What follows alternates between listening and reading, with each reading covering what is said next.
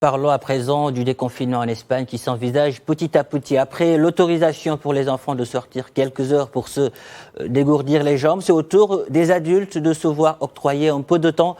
Une très légère amélioration des cas de contamination a mené le Premier ministre Pedro Sánchez à vouloir proposer au Parlement des confinements progressifs, mais à une condition, que la courbe continue de s'améliorer. Pedro Sánchez est allé même jusqu'à proposer une date, selon le Premier ministre espagnol.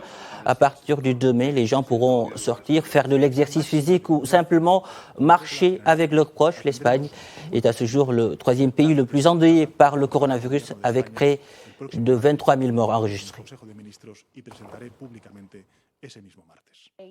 Et pendant ce temps, le ton continue de monter entre le pays le plus touché par la pandémie et le pays d'où est parti le virus. Pour les États-Unis, la Chine avait peut-être constaté les premiers cas en novembre.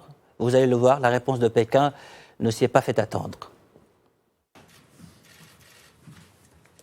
Washington persiste et signe sur les accusations portées contre Pékin. Le chef de la diplomatie américaine, Mike Pompeo, accuse la Chine d'avoir fait de la rétention d'informations sur l'origine du coronavirus et d'avoir détruit des échantillons.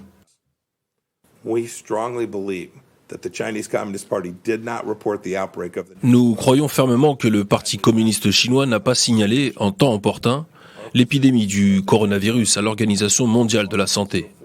La Chine n'a pas partagé toutes les informations dont elle disposait et a caché la gravité de la maladie.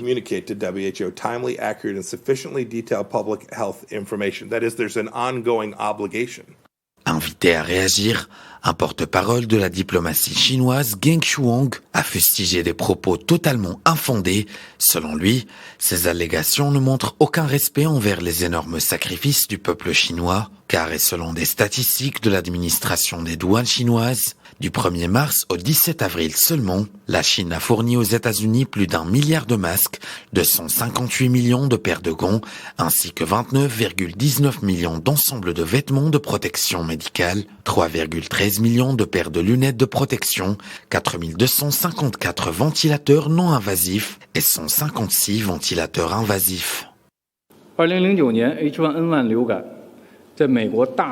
En 2009, la grippe H1N1 a éclaté aux États-Unis et s'est propagée à 214 pays et régions, causant près de 200 000 décès. Quelqu'un a-t-il demandé aux États-Unis de payer pour cela ?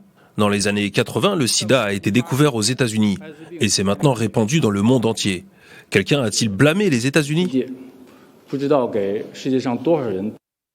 La semaine dernière, Donald Trump a annoncé la suspension du financement américain de l'OMS, accusant l'agence d'avoir encouragé la désinformation chinoise au sujet de l'épidémie. Les représentants de l'OMS, eux, ont rejeté ces accusations et fait savoir que la Chine avait fait preuve de transparence. Toutefois, le président américain a mis en doute le bilan de l'épidémie rapportée de Chine et prévenu que celle-ci ferait face à des conséquences si elle était sciemment responsable du nouveau virus.